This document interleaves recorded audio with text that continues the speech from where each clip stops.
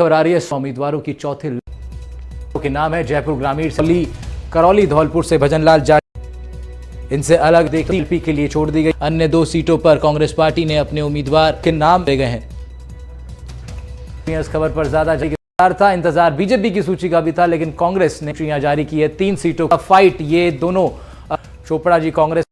देखिए, जो कांग्रेस की लिस्ट आई है अभी फिर भी हम अगर 9 सीटें बाकी हैं आए हैं, लेकिन चोपड़ा जो कांग्रेस ने लिस्ट घोषित की है उसमें ऐलान किया है, क्योंकि जयपुर जनरल के हाथ इंटरेस्टिंग है। वो तो भजनलाल जाटव को दिया है, भजनलाल और वैर से वो हार गए थे।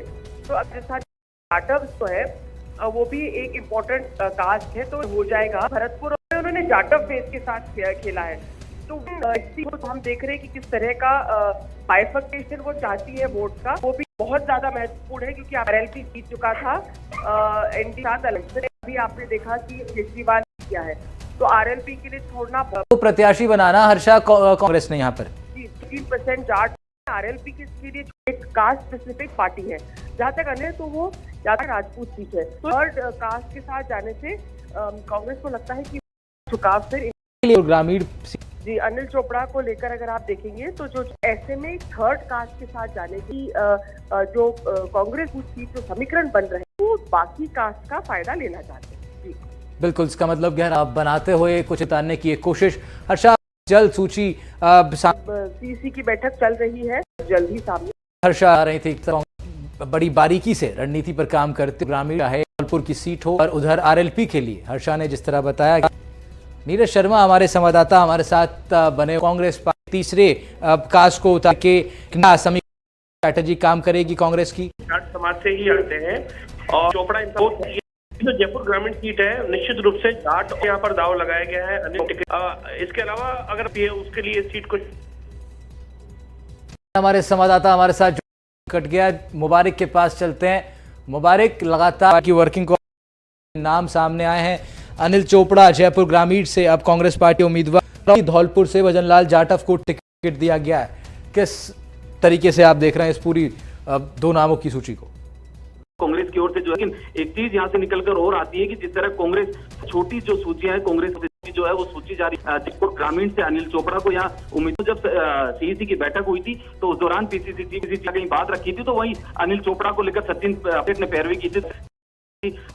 है उसको लेकर हनुमान बेनीवाल बीते 3 दिनों से दिल्ली में थे और गठबंधन को लेकर जो कांग्रेस के कही है कि गठबंधन हुआ है, कांग्रेस इस बार नागौर सीट पर चुनाव लड़ेगी और उसी तरह के साथ यहाँ गठबंधन किया गया है, जो कि प्रत्याशी होंगे। करवाया कि भजनलाल जाटव, क्योंकि जाटव समुदाय की टिकट दिया जाता है तो किसी दर्ज हुआ, लेकिन फिर भी आलाकमान ने जो है भजनलाल जाटव को उस इलाके से लिए भी वहां स्पेस रखा गया। तो कोशिश इस बार उसके लिए तमाम गठबंधनों की भी जो समीकरण है वो बैठा। देखिए आप ठीक कह रहे हैं, क्योंकि लगातार बीजेपी कह रही है कि इस बार हम हैट्रिक बनाएंगे। के चुनाव वो गठबंधन में चली गई थी, 1 सीट 24 बीजेपी के साथ गठबंधन हैट्रिक की ओर है। कांग्रेस की रणनीति भी है, छोटी सूचियां कांग्रेस की ओर से जारी की जाए। ऐसे में इस बात से ये अंदाजा लगाया जाता है को लेकर जो कैंडिडेट जीता हुआ है उन्हीं को मैदान में उतारा जाए और इस जो बीजेपी लगातार हैट्रिक बनाने की जो बात कह रही है उसे तोड़ा जाए। जी मुबारक। नीरज शर्मा भी हमारे साथ जुड़े हुए हैं, हमारे सहयोगी। नीरज, नागौर की सीट गठबंधन के लिए ये छोड़ी गई और आरएलपी अब यहाँ पर अपना उम्मीदवार उतारेगी। मुबारक से मैं वही पता कि अब कांग्रेस ने ये ठान लिया है कि बीजेपी के भी जो बीजेपी का लक्ष्य है उसको रोकना है पूरा होने से। 25 के लक्ष्य को रोकने का प्रयास करना है, चाहे गठबंधन ही क्यों ना करना पड़े।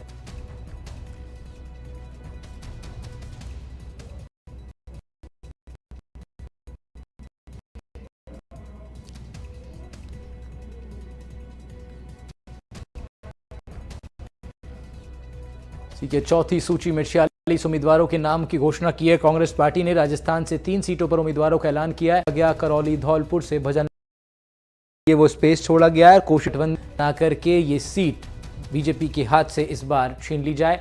जयपुर ग्रामीण से कांग्रेस ने अनिल चोपड़ा को टिकट दिया है। करौली धौलपुर से भजनलाल जाटव कांग्रेस के प्रत्याशी होंगे। वहीं तो कांग्रेस की लोकसभा उम्मीदवारों की ये चौथी सूची जारी हुई है। करौली धौलपुर से भजनलाल जाटव कांग्रेस प्रत्याशी होंगे, तो जयपुर ग्रामीण से अनिल चोपड़ा को टिकट दिया गया है। ये चौथी सूची कांग्रेस ने अपनी जारी की है।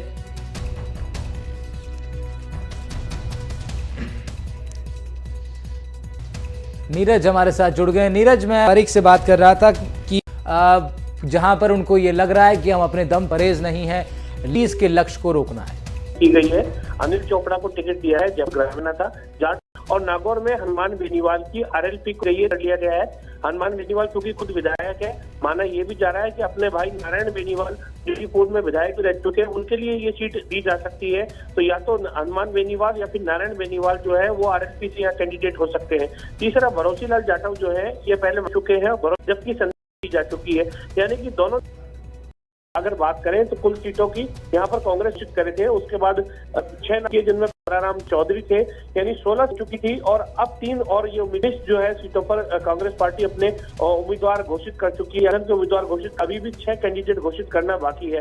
अब जहां जहां कांग्रेस पार्टी को लग रहा है को उतारा भी जा रहा है, साथ ही तो गठबंधन से मजबूत कैंडिडेट प्रयास किए जा रहे हैं, मजबूत प्रयास किए जा रहे हैं कांग्रेस की तरफ से, और यही समय भी है प्रयास करने बेहद ही नजदीक। और एक दिन जारी की है 3 सीटें राज चोपड़ा प्रत्याशी होंगे। धौलपुर से भजनलाल दिया गया है, तो वहीं नागौर सीट आरएलपी के लिए ये जो सीट छोड़ी गई है, यहाँ पर क्या इस गठबंधन जो है कांग्रेस पार्टी को कुछ अन्य चल रही थी कि क्या बाड़मेर कर भी जो है आरएलपी सीट के लिए फिलहाल जो है नागौर की सीट जो है ये आरएलपी को जाती है। ये कांग्रेस पार्टी ने फिलहाल ये डिक्लेयर कर दिया है कि नागौर सीट जो है जाट बाहुल्य जो साथ लगकर अब साथ में आएंगे भाई नारायण बेनीवाल आएंगे। बेनीवाल का राजस्थान में नहीं, हरियाणा के अंदर भी जाट के अंदर प्रभाव माना जाता है। तो निश्चित से अगर वो जुड़ते हैं तो अन्य जो क्षेत्र हैं और सीटें हैं आसपास के राज्यों की, वहां पर भी उनको प्रचार के लिए ले जाया जा सकता है। तो निश्चित रूप से कांग्रेस पर फायदा हो सकता है, ये फायदे की उम्मीद जताई जा रही है, क्योंकि पिछली बार हनुमान बेनीवाल बीजेपी ने जब सीट जीत निकाल कर लेकर के आए थे तो अभी प्लस की सीटें 25 की 25 राजस्थान के अंदर थी, लेकिन जो किसानों का अंदर हुआ और उस वक्त बीजेपी से नाराजगी जताते हुए हनुमान बेनीवाल ने साथ छोड़ा था, और अब की बार उन्होंने कांग्रेस का साथ पकड़ लिया है। तो निश्चित रूप से ये कांग्रेस बताने की कोशिश भी कर रही है कि किसानों को और जाट समाज को हम साथ में लेकर के चल रहे हैं। तो ये मैसेज देने की यहाँ कांग्रेस पार्टी ने कोशिश भी की है। जी, पर देखना होगा क्या ये मैसेज बीजेपी के उस कैंपेन को बीट कर पाएगा क्या, जो बीजेपी ने खासतौर से पूरे उत्तर भारत में किया और जिसका बड़ा इम्पैक्ट भारत रत्न देना हो, चाहे धनखड़ को बनाने में बीजेपी का रोल। तो ये भी बड़ा इंटरेस्टिंग रहने की अगर कांग्रेस भी जाट वोटों के प्रति अपनी नजर लगातार हमारी नजर बनी रहेगी। अब क्योंकि करौली धौलपुर से भजनलाल जाटव और जयपुर ग्रामीण से अनिल चोपड़ा का नाम सामने आया, साथ साथ तो जाट मतदाता को अपनी सीट कांग्रेस ने एक तरीके से दी है गठबंधन, और लक्ष्य को पूरा नहीं होने देना है। कांग्रेस ने तमाम रणनीतियों के बाद अपनी चौथी सीटें राज्य जाटव कांग्रेस के प्रत्याशी लड़ेंगे, तो वहीं नागौर की सुरक्षित रखी गई है। बड़ी खबर इस वक्त हम आपको बता रहे हैं, एनडीटीवी राजस्थान स्क्रीन पर आप कांग्रेस मुख्यालय से जो सूची जारी हो, साथ ही आपको नाम बता रहे हैं। धौलपुर से कांग्रेस प्रत्याशी टिकट पर चुनाव लड़ने जा रहा है। चौथी लिस्ट में राजस्थान की 3 सीटों का ऐलान हुआ है। उधर आपको बता दें, भारतीय जनता पार्टी खुद प्रधानमंत्री की अध्यक्षता में अब कांग्रेस ने अपना रुख साफ किया है। उधर बीजेपी मीट लगा जा रही है। अभी कि बहुत जल्द बीजेपी भी अपनी बची हुई सीटों पर उम्मीदवारों का ऐलान करेगी।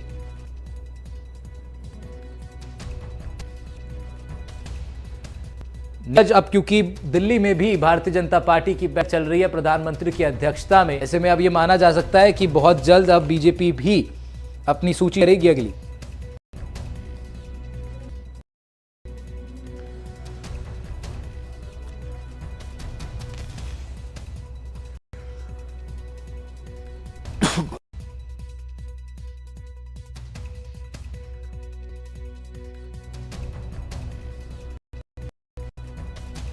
कांग्रेस की लोकसभा उम्मीदवारों की चौथी लिस्ट जारी हुई है। फिर से अनिल चोपड़ा कांग्रेस पार्टी के प्रत्याशी होंगे।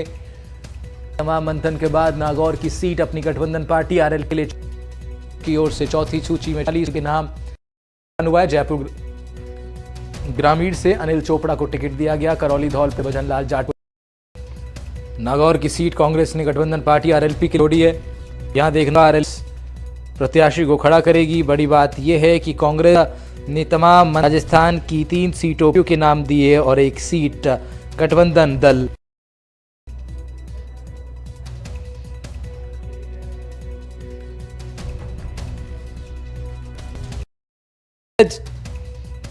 अब बहुत जल्द जो है बाहरी सूची देखने को मिलती है कांग्रेस इन नामों के बाद।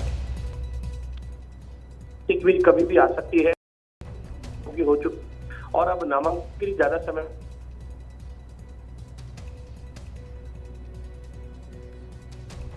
इस वक्त हम आपको बता रहे हैं कांग्रेस पार्टी की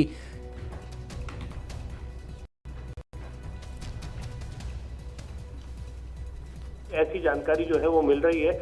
मजबूत तेजी से अपने कैंडिडेट उतार रही है, सीधे तौर पर एक मैसेज देने की कोशिश की जा रही है और गठबंधन बनाया जा रहा है। बीजेपी भी अब का पूरा ऑप्शन जो है वो देखा जा रहा है कि कांग्रेस के प्रत्याशियों में क्या समीकरण बनते हुए नजर आ रहे हैं। इनकी स्थिति भी थी, लेकिन अब जिन सीटों पर कांग्रेस ने उम्मीदवार कर दिए वहां पर आराम करके अच्छे से कैंडिडेट को उतारा जाए। जी बिल्कुल, और ये सोच समझ के साथ अब कांग्रेस भी फूक फूक कर अपने कदम रख रही है और निश्चित रूप से बहुत ही अहम चुनाव लोकसभा 2024 देश तमाम दलों के लिए, और उसी सिलसिले में अब के बाद कांग्रेस ने राजस्थान की 3 सीटों पर अपने इरादे साफ किए हैं। अनिल चोपड़ा पार्टी के प्रत्याशी होंगे जयपुर ग्रामीण से, भजनलाल जाटव को करौली धौलपुर से कांग्रेस ने अपना प्रत्याशी बनाया, तो नागौर की सीट गठबंधन दल आरएलपी के लिए छोड़ी गई है। आरएलपी वहां अपना प्रत्याशी उतारेगी, वहां पर कांग्रेस गठबंधन में चुनाव लड़ेगी। तो कांग्रेस की बात ये भी है राहुल, महत्वपूर्ण बात ये भी है कि आरएसपी वाली जो सीट है वो भी जाट कैंडिडेट के पास जाएगी और जयपुर ग्रामीण की सीट भी जाट कैंडिडेट को दी गई है। और जो भजनलाल जाटव दिए गए हैं, से दिए गए एक मैसेज ओबीसी में और दलित समाज में देने की कोशिश इसके जरिए निश्चित रूप से एक बड़ा मैसेज। और फिर मैं इसीलिए वो बात भी आपसे कह रहा था नीरज, जिसका आपने सही जवाब भी आपने दिया, बताया आपने किस तरह वो इफेक्ट करेगी बाकी सीटों पर भी। ये जो जहां पर दोनों जाटों को टिक दिया है, इसका इम्पैक्ट जो है मतलब पूरे क्षेत्र में अलग अलग सीटों पर भी देखने को मिल सकता है, क्योंकि तमाम प्रत्याशियों की नजर प्रदेश स्तर पर क्या कुछ चल रहा है, तमाम मतदान स्तर पर क्या कुछ चल रहा है उस पर रहती है। तो ऐसे में कांग्रेस साफ तौर पर मतदाताओं में तो दिखाई बिल्कुल निश्चित तौर पर। और हनुमान बेनीवाल खुद वहां से चुनाव लड़ेंगे, नागौर से, या अपने भाई नारायण बेनीवाल को चुनाव लड़ाएंगे, ये देखने वाली बात है। इसका डिक्लेरेशन खुद हनुमान बेनीवाल कुछ देर में कर देंगे या सुबह तक कर देंगे, ऐसा माना जा रहा है, क्योंकि हनुमान बेनीवाल खुद इस सीट से सांसद चुके हैं बीजेपी के गठबंधन के साथ। ऐसे में उनके जो भाई का टिकट काट करके उन्होंने खुद टिकट दिया था विधानसभा में, पहले विधानसभा में विधायक रह चुके हैं, तो अब की बार माना जा रहा है उनको सांसदी के लिए आगे बढ़ाया जा सकता है। हालांकि ये निर्णय हनुमान बेनीवाल और उनके भाई को बैठकर